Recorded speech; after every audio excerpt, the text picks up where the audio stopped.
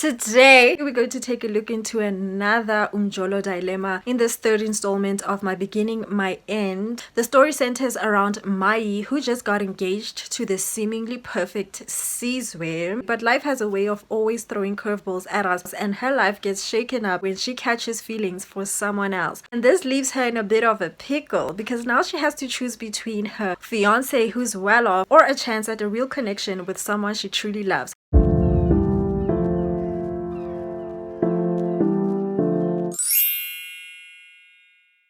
Welcome back to the channel. If you're new here, I'm super excited to have you join me. We're gonna break down another movie. Don't forget to hit that subscribe button, engage in the comment section, like this video, put on your post notifications so that you don't miss my videos. Now that that's out of the way, let's get into it.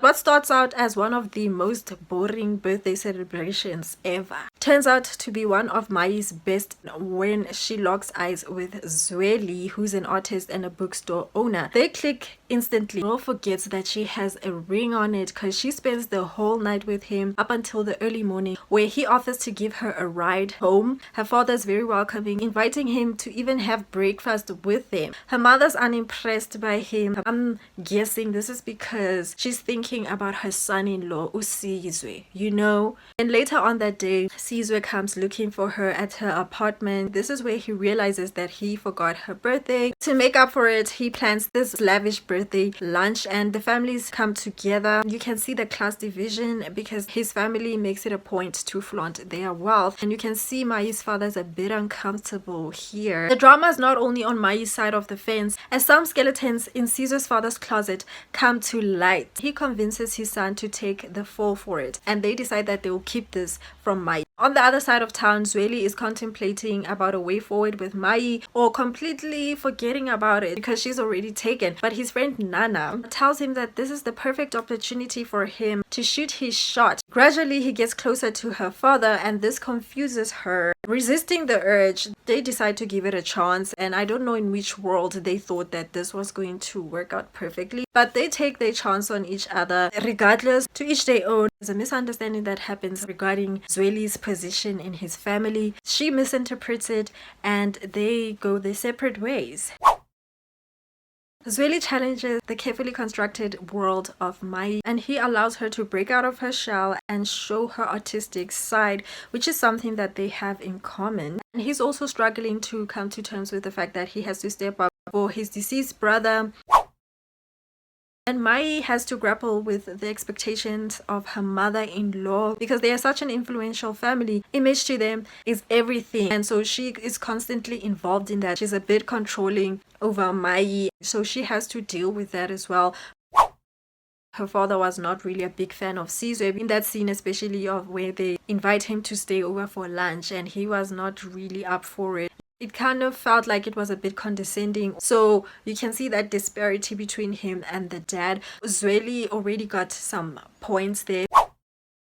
Some supporting characters like her father, Nana, they encouraged them to an extent to come together. Her friend was basically talking her out of it. It got to that point where it was now about, are you sure this person will provide for you? Why not just relax and accept this lavish life? She scored big, and now she's willing to let it all go just for Zweli. And the narrator, who's been guiding us throughout all of these movies, provides some cultural context about Zweli's situation.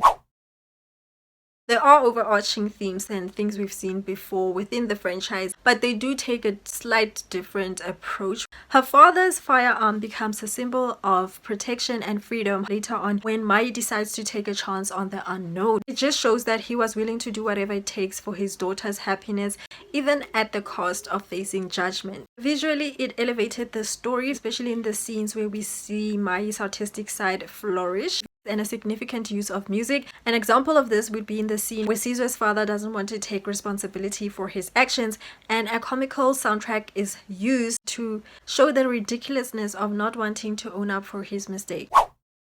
Closing off the video, it's a movie that's all about self-discovery and taking a chance on real love. It made me think of a movie that I know of, but I'm not going to mention, but it was reminiscent of that movie. In that regard, I'm neutral about it. This movie is definitely an improved addition to the franchise. The final one will be coming out the next month. Unfortunately, this is where we have to close off today's video.